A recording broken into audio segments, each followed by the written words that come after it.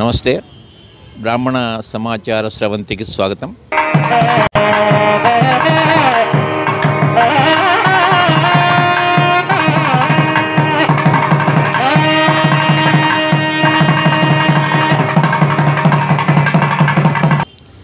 ఈరోజు ముఖాముఖి కార్యక్రమంలో జంట నగరాల్లో మొట్టమొదటిసారిగా బ్రాహ్మణుల ఉత్పత్తులకు మార్కెట్ కల్పించే సదుద్దేశంతో బ్రాహ్మణ ఎంటర్ప్రెన్యూర్స్ నుంచి బ్రాహ్మణ కస్టమర్స్కు వారి తయారీ అయిన వస్తువులు అందించే ఒక మంచి ఆలోచనను మార్కెట్కి ఇంట్రడ్యూస్ చేసిన వ్యక్తి శ్రీ అవధాన్ల నరసింహప్రసాద్ గారు. వీరు మంథని వాస్తవ్యులు.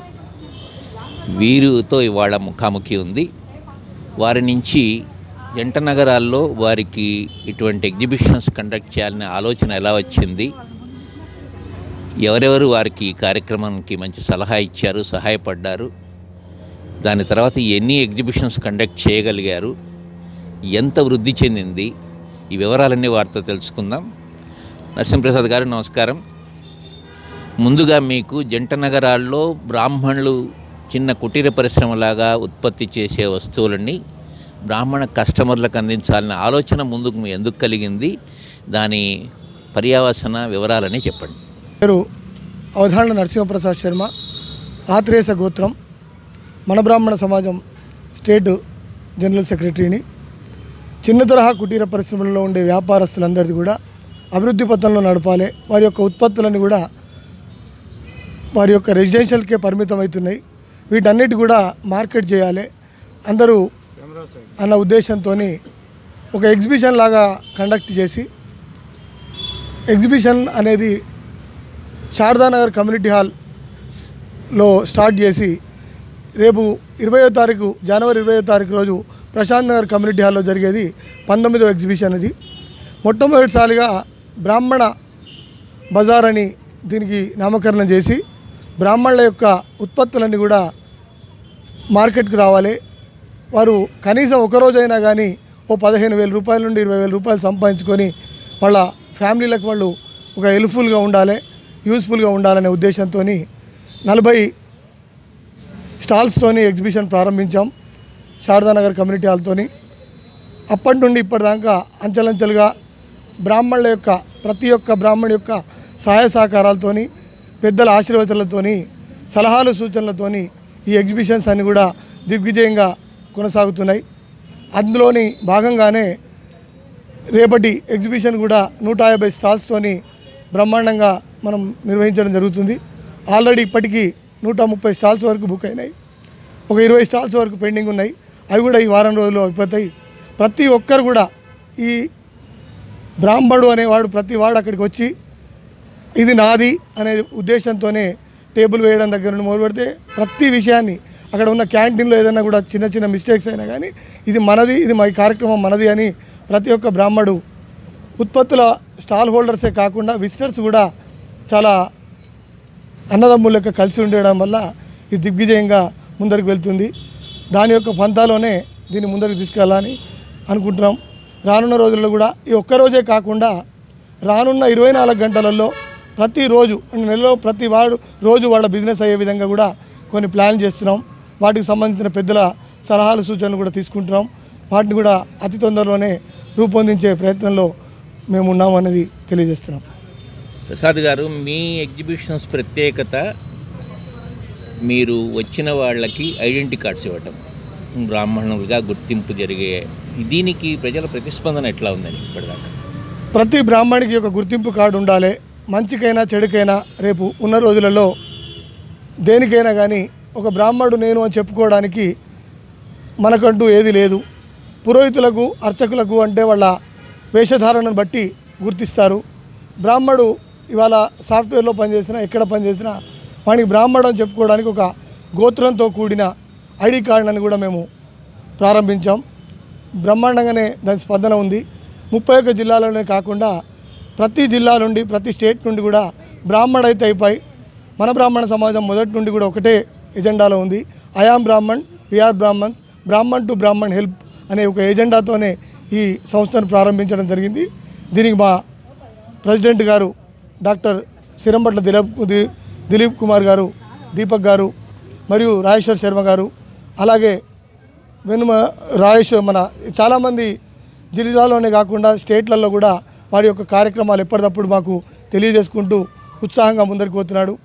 రాజమోహన్ కూడా మా దీపక్ బాబుకు మొదటి నుండి సహచరుడిగా ఉండి ఎన్నో కార్యక్రమాలలో ఆయన కర్మాలో ఉన్నప్పుడు కానీ ఇవాళ హైదరాబాద్లో ఉన్నప్పుడు కానీ ఎప్పటికప్పుడు మాకు తెలిసిన సహాయాలతోని ముందరికి తీసుకుపోతున్నాం.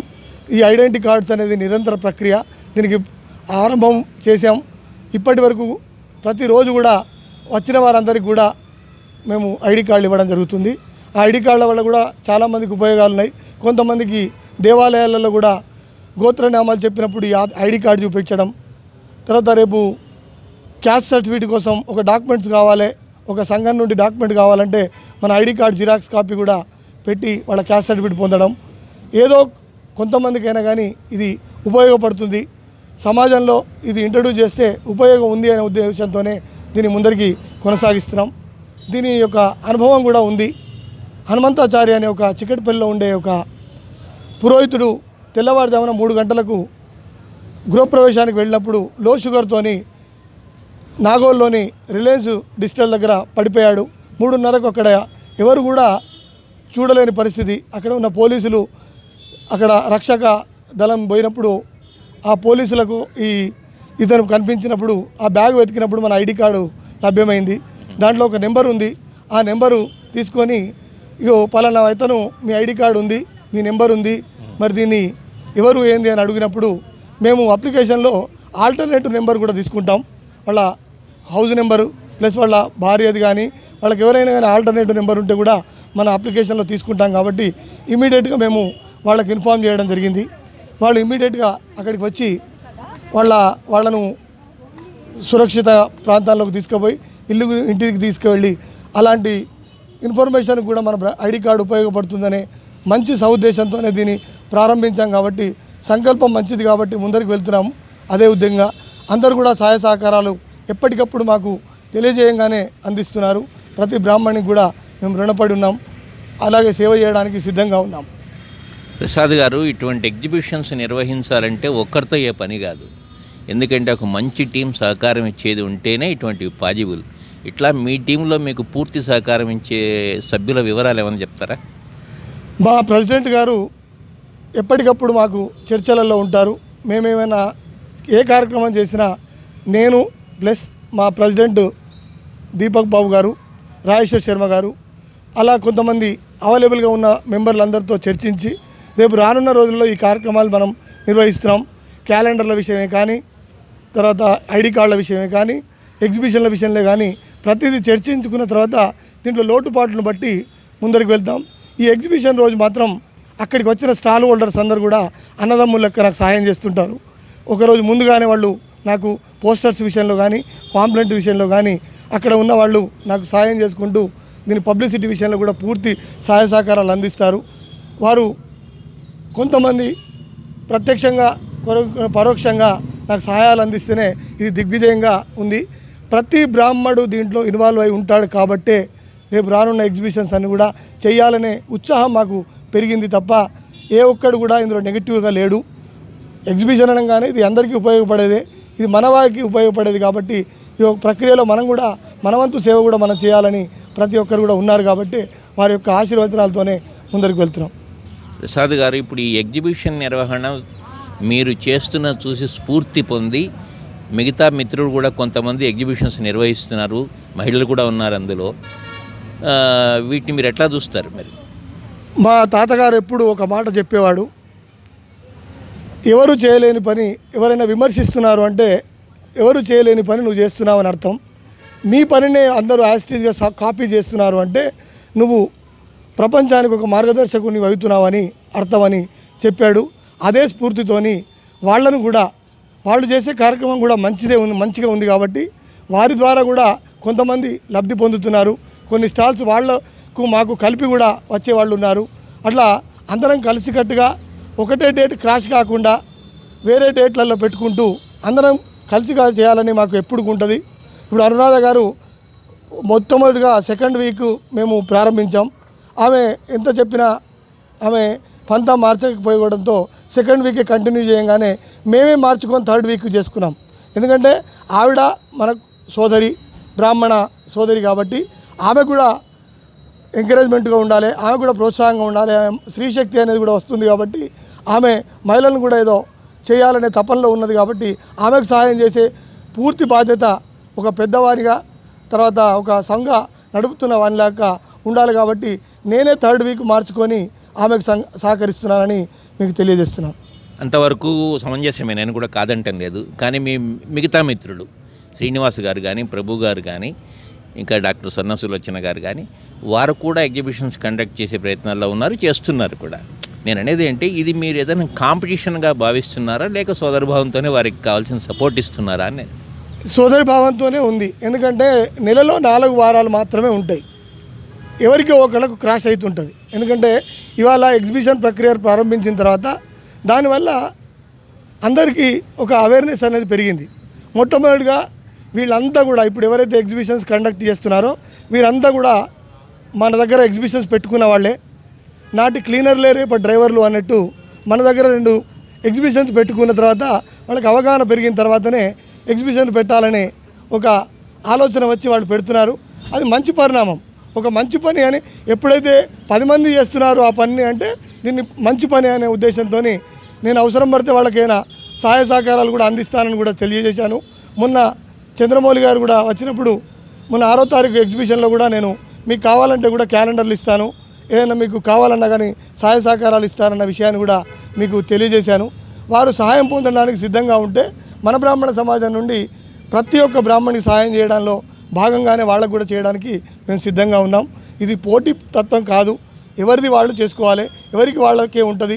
ఇప్పుడు బేగం బజార్లో ఉంది, బేగం బజార్లో ఎన్నో షాపులు ఉంటాయి, ఒకటే తీరుగా ఒక 50 షాపులు ఉంటాయి. అది పోటీతత్వం ఉండదు, ఎవరిది వాళ్ళకు ఉంటుంది, ఎవరి పని వాళ్ళకు ఉంటుంది, ఎవరి యొక్క సంకల్ప బలంతోనే ముందరికి పోతారన్నది నా ఉద్దేశం. ప్రసాద్ గారి ఎగ్జిబిషన్ నిర్వహణలో మేము కస్టమర్లతో అప్పుడప్పుడు సమాచారం సేకరించినప్పుడు ఎగ్జిబిషన్ నిర్వాహకుల మీద ఒక చిన్న అపవాదం ఉంది. ఏమిటంటే ఎగ్జిబిషన్ నిర్వహణ ఎప్పుడు పెట్టిన ప్లేసెస్లోనే పెడుతున్నారు. జంట నగరంలో చాలా బ్రాహ్మణ్ బెల్ట్లు ఉన్నాయి. ఒకవేళ వాళ్ళని మీరు పరిచయం చేసుకోవాలంటే ఆ రూట్లో ఎవరు పెద్దగా ప్రయత్నం చేస్తున్నట్టుగా లేదు. మీరు చూడండి, మల్కాజిగిరి, ఆనందనగర్, న్యూమార్తి నగర్, వనస్థలిపురం, అల్కాపురి ఇటువంటి చోటనే పెట్టిన చోటనే పెడుతున్నారు. కానీ కొత్త ప్లేస్లు వెళ్ళి ధైర్యం చేసి అక్కడ బ్రాహ్మణ బంధువులను కలుపుకొని వాళ్ళ ప్రోడక్ట్స్ గురించి చెప్దామనే ఆలోచన కొంచెం తక్కువగా ఉన్నట్టుంది. ఈ విషయంలో మీరు ఎట్లా మార్గదర్శనం చేస్తారండి? ఫస్ట్ చాలా మంచి ప్రశ్న వేశారు, ధన్యవాదాలు. ఇది రేపటి స్టాల్ హోల్డర్స్కైనా కానీ బ్రాహ్మణ సమాజానికి కూడా అరుదైన సమాధానం మీరు తెలియజేస్తున్నాను నేను. ఇది ఎగ్జిబిషన్ ప్రక్రియ అనేది ఒక్కరోజుతో మీకు కనిపించే ప్రక్రియ కాదు. ఇది నెల రోజుల పాటు ఒక హాల్ బుక్ చేయాలంటే ఒక నెల రోజుల ముందు, అప్పుడు ఏ ఫంక్షన్స్ లేకుండా ఏది లేకుండా దానిలో మనం ఆ హాల్కు 12,000 అయినా 15,000 అయినా ఎంతైనా కానీ ముందే అడ్వాన్స్గా మనం పే చేయాల్సి ఉంటుంది. దాని వెనుక పాంప్లెంట్లు, పోస్టర్స్, పబ్లిసిటీ ఇవన్నీ కూడా చేయాల్సి ఉంటుంది. ఇప్పుడు మేము ఇప్పటివరకు నిర్వహించిన అనుభవాన్ని దృష్టిలో ఉంచుకొని మోతీనగర్లో పెట్టాం, కుకట్పల్లిలో పెట్టాం. ఇట్లాంటివన్నీ మేము కూడా కాన్సన్ట్రేషన్ చేయాలనే తాపత్రయం మాకున్నా కానీ మాకున్న వ్యవధి, మాకున్న టైము, మాకున్న ఫంక్షన్ హాల్స్, అక్కడ ఉన్న బ్రాహ్మణ సపోర్టు ఇవన్నీ దృష్టిలో ఉంచుకొనే నిర్వహణ జరుగుతుంది తప్ప ఇవాళ ఇక్కడనే పరిమితం అని కానీ అక్కడే పరిమితం అని కానీ ఇది పరిమితం అంటూ ఏం లేదు. కరీంనగర్లో కూడా మేము ఎగ్జిబిషన్ పెట్టాం, అక్కడ ఉన్న స్పందన కూడా 20 స్టాల్స్తోనే మనం పెట్టగలిగాం. అక్కడి వాళ్ళ స్పందన సరిగా లేకపోవట్లోని మనం జిల్లాలు కూడా కొంచెం ఆపేయాల్సి వచ్చింది. ఈ ఎగ్జిబిషన్ ప్రక్రియ ప్రారంభించినప్పుడు యొక్క ఆలోచన 31 జిల్లాలోనే కాకుండా తెలుగు 2 రాష్ట్రాలలో కూడా ముఖ్య పట్టణాలలో కూడా ఈ ఎగ్జిబిషన్ పెట్టి బ్రాహ్మణులందరినీ కూడా సంఘటితం చేసుకుంటూ వాళ్ళ ఉత్పత్తులను కూడా చెప్పాలనే ఉద్దేశంతోనే ప్రారంభించాం.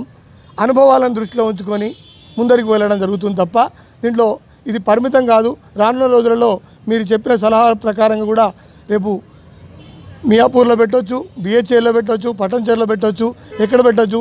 అక్కడ బ్రాహ్మణ సోదరులకు మేము విజ్ఞప్తి చేసేది ఏంటంటే ఈ ఎగ్జిబిషన్ ప్రక్రియకు మాకు సహకరిస్తామని ఏదైనా అక్కడ ఉన్న సంఘం గిట్ట మాకు ఫోన్ చేయడం కానీ మాకు తెలియజేయడం కానీ చెప్తే మేము అక్కడ కూడా నిర్వహించడానికి సిద్ధంగా ఉన్నాం. ఇక్కడ ముఖ్యంగా బ్రాహ్మణ సపోర్ట్ అనేది ఇంపార్టెంట్.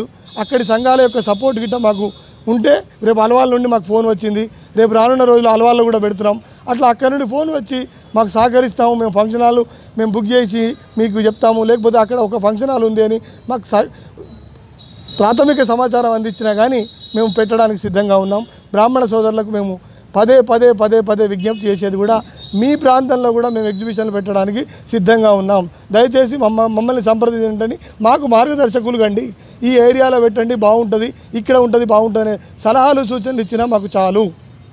ప్రసాద్ ప్రశ్న, మీరు బ్రాహ్మణ ఎగ్జిబిషన్స్ నిర్వహణ కార్యక్రమానికి పెద్దన్న లాంటి వారు, మిమ్మల్ని స్ఫూర్తి పొంది ఒక 6-7 మంది సుమారుగా 8 మంది అవుతున్నారు. మా సూచన ఏమిటంటే ఒకరికొక కార్యక్రమానికి ఇంకొకరు కాంపిటీషన్ కాదు, క్రాష్ కూడా కాకుండా ఈ 7-8 మందిని మీరు కూర్చోబెట్టి ఒక క్యాలెండర్ లాగా ప్రోగ్రామ్ చేపించే ఆలోచన ఏమైనా చేస్తారా భవిష్యత్తులో? అట్లాంటి ప్రయత్నమే జరుగుతుంది. దాని విషయంలో కూడా వారితో కూడా మాట్లాడడం జరుగుతుంది. కానీ ఈ ఎగ్జిబిషన్ ప్రక్రియ అనేది దీంట్లో సేవా దృక్పథం ఉంది, కమర్షియల్ దృక్పథం ఉంది. ఈ రెండింటిని కలిపి చూస్తే ఈ ఎగ్జిబిషన్లు మనం సక్సెస్ చేయలేం. బ్రాహ్మణ సేవ అన్నప్పుడు సేవలోనే ఉండాలి. ఇప్పుడు ఐడి కార్డ్ అనేది అక్కడ చేస్తున్నాం, దానికి ఒక సేవ. కమర్షియల్గా అన్నప్పుడు దానికి కొంచెం అమౌంట్ ఉంటుంది. ఆ అమౌంట్ నామినల్ ఛార్జెస్ ఒక 500 రూపాయలు టేబుల్కి తీసుకోవాల్సి ఉంటుంది. కొన్ని స్టాల్స్ రావు, ఒక్కొక్క ఎగ్జిబిషన్కు లాస్ అవుతుంది. 12,000 రూపాయలు హాల్ తీసుకున్నప్పుడు మరి అన్ని స్టాల్స్ రాకపోతే మనం లాస్లో కూడా ఉండాల్సి ఉంటుంది. ఈ లాస్లన్నీ కూడా మనం ఎప్పుడైతే వీరందరినీ కూర్చోబెట్టి మాట్లాడి ఒక డేట్లను కూడా ఒక క్యాలెండర్ చేసినప్పుడు వీటి గురించి కూడా ఆలోచన చేసినప్పుడు మాత్రమే మనం కూర్చుండబెట్టగలుగుతాం. అంతే తప్ప ఈ రోజు పెట్టుకోకు ఆ రోజు పెట్టుకోకు అని మనం చెప్పి మనం అదే రోజు పెట్టుకోవడం ఇట్లాంటివన్నీ చేస్తే కూడా జరగదు. దీనికి ఒక కాంక్రీట్ ప్లాన్ చేయాల్సి ఉంటుంది. వీళ్ళు ఇవాళ వచ్చారు, మొదటి నుండి లేరు కాబట్టి వీళ్ళు ఎన్ని రోజులు కంటిన్యూ అవుతారో చూసిన తర్వాత వీళ్ళ యొక్క నడవడిని బట్టి మీరన్న సలహా ప్రకారంగా కూడా ఒక కాంక్రీట్ ఒక షెడ్యూల్ కూడా ఇవాళ పలానా రోజు పలానా వాళ్ళది ఉంటుంది అన్న షెడ్యూల్ కూడా మేము ప్రకటించడానికి సిద్ధంగా ఉన్నాం. కానీ వీళ్ళు ఇవాళ ఉంటారా రేపు ఉంటారా అనే తాత్కాలికంగా ఉండే వ్యక్తులు కాబట్టి మనం దాని మీద కొంచెం ఆలోచించాల్సిన విషయం ఉంది అన్నది నా యొక్క భావన. నేను ప్రత్యేకంగా ఈ ప్రశ్న ఎందుకు వేశానంటే జంట నగరాల్లో బ్రాహ్మణ సంఘాలు నిర్వహించే వివాహ పరిచయ వేదికలు ఎలా జరుగుతాయి మీకు తెలుసు. ఒకే రోజు 2-3 జరగటం, అందరూ నష్టపోవటం ఇట్లా జరిగింది. వారికి కూడా ఇదే విజ్ఞప్తి చేశాం. మీ ఎగ్జిబిషన్స్ వ్యవహారంలో ఇటువంటి జరగకూడదని సూచన చేస్తూ ఉన్నాం. ఈ కార్యక్రమంలో మీరు భవిష్యత్తులో సక్సెస్ అవుతారని మేము కూడా కోరుకుంటూ ఉన్నాం. 25వ తారీఖు జరగబోయే మీ ఎగ్జిబిషన్కి మా తరఫు నుంచి ఆల్ ద బెస్ట్. ఇంకొక చిన్న విషయం కూడా చెప్పాలనుకుంటున్నాం. అందరికీ నమస్కారము. రేపు రానున్న రోజులో జనవరి ఎగ్జిబిషన్ గురించి 2 మాటలు చెప్పాలనుకుంటున్నాం. నా పేరు అవధారణ నరసింహప్రసాద్ శర్మ, ఆత్రేయస గోత్రం. 20వ తారీఖు ఆదివారం రోజు ఉదయం 9 గంటల నుండి రాత్రి 9 గంటల వరకు నిర్వహించబోయే ఎగ్జిబిషన్లో 3 కార్యక్రమాలు ఏర్పాటు చేశాం. ఒకటి ప్రారంభోత్సవం రోజు మన ప్రముఖ హాస్య నటుడు రాళ్లపల్లి గారిని కూడా ఇన్వైట్ చేయడం జరిగింది. తనికేళ్ల భరణి గారిని కూడా ఇన్వైట్ చేస్తే ఆ రోజు ఆయనకు షెడ్యూల్ ఉండడం వల్ల నెక్స్ట్ మంత్ మనకు షెడ్యూల్ ఇచ్చాడు. ఈ మంత్ మనకు ఇవ్వలేకపోయినాడు. కాబట్టి మనం ఇంకొక ప్రోగ్రాం సాయంత్రం 5 గంటల నుండి 7 గంటల వరకు ప్రముఖ సంగీత విద్వాంసుడు, మ్యూజిక్ డైరెక్టర్, నంది అవార్డు గ్రహీత లక్ష్మణ సాయి గారి చేత ఒక సంగీత కచేరీ కార్యక్రమాన్ని కూడా ఏర్పాటు చేశాం. దీనికి వచ్చిన సందర్శకులందరికీ కూడా ఒక క్యాలెండర్ను, తెలుగు పంచాంగంతో కూడిన క్యాలెండర్ ఉచితంగా ఇవ్వాలనే సంకల్పంలో ఉన్నాం.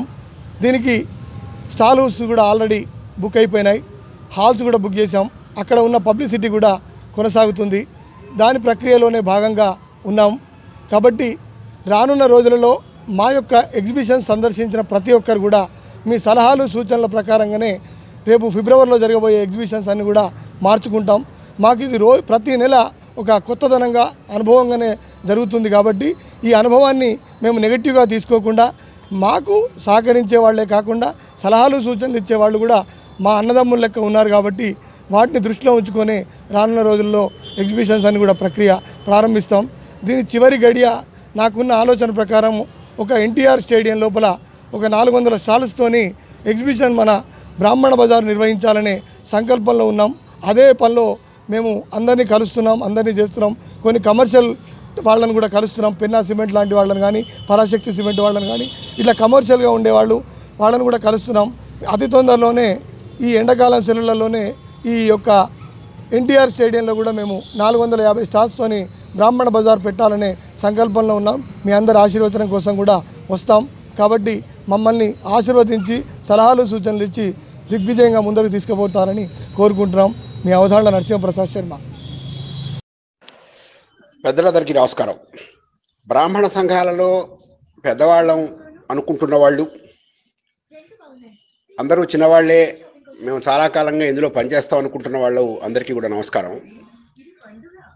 పెద్దవాళ్ళు అనుకున్న వాళ్ళు ఒక రాజకీయ పార్టీకి అనుకూలంగానో ప్రతికూలంగానో పోస్టులు పెట్టడం అనేది అంత సమంజసమైన విషయం కాదు. ఎందుకంటే మనం అన్ని పార్టీలతోటి సమానమైన దూరంలో ఉండటం అవసరం. మీకు వ్యక్తిగతంగా ఏదైనా అభిమానం ఉంటే వారితోటి కలిసి ఉండవచ్చు, ఓట్లు వేసుకోవచ్చు. కానీ మీ అభిప్రాయాల్ని ఇట్లా బహిరంగంగా గ్రూపుల్లో పెట్టడం అనేది జాతికి సంబంధించి అంత క్షేమకరమైనటువంటి విషయం కాదు అని నేను భావిస్తున్నా. కాబట్టి పెద్దవాళ్ళు కూడా మార్గదర్శకంగా ఉండాలి, నలుగురు మెచ్చే విధంగా ఉండాలి, నలుగురితో గౌరవించబడే విధంగా ఉండాలి. ఏదో ఒక నాయకుడినో పార్టీనో విమర్శిస్తూ ఉంటే సహజంగా మనకంటే బాగా చిన్నవాళ్ళు మనల్ని విమర్శించే అవకాశం ఇచ్చిన వాళ్ళు అవుతాం. పెద్ద నోటితో అని చిన్న నోటితో అనిపించుకోవటం అనేది పెద్దగా శోభనివ్వదు. మన అనుభవానికి కానీ, పెద్దల అనుభవానికి కానీ, వారికి ఉన్నటువంటి ఇప్పటివరకు చేసిన త్యాగాలకు కానీ, వాళ్ళకున్న గౌరవానికి కానీ అది అంత శోభగా ఉండదేమో అనిపిస్తుంది. ఏమైనప్పటికీ ఇక ముందైనా మనం జాగ్రత్తగా ఉందాం. ముఖ్యంగా ఈ రచ్చబండలో దయచేసి పొలిటికల్కి సంబంధించి, ఎందుకంటే అన్ని రకాల వాళ్ళు ఉంటారు, ఒక్కొక్క పార్టీల మీద ఈర్ష్యాద్వేషాలు కలిగిన వాళ్ళు కూడా ఉంటారు. ఆ విమర్శలు, ప్రతి విమర్శలు హద్దులు దాటి వ్యక్తిగతమైన విమర్శలుగా పోయేటువంటి అవకాశాలు కూడా ఉన్నాయి. కాబట్టి దయచేసి మన గౌరవాన్ని మనం కాపాడుకోవాలి. దయచేసి పొలిటికల్ వ్యవహారాల్లోకి వెళ్ళవద్దని ఈ సందర్భంగా నేను మనవి చేస్తున్నాను. అందరికీ భోగి పండగ, సంక్రాంతి శుభాకాంక్షలు. అందరికీ శుభాలు జరగాలని, బ్రాహ్మణ జాతి అభ్యున్నతిలోకి రావాలని అమ్మవారిని కోరుకుంటూ నమస్కారం.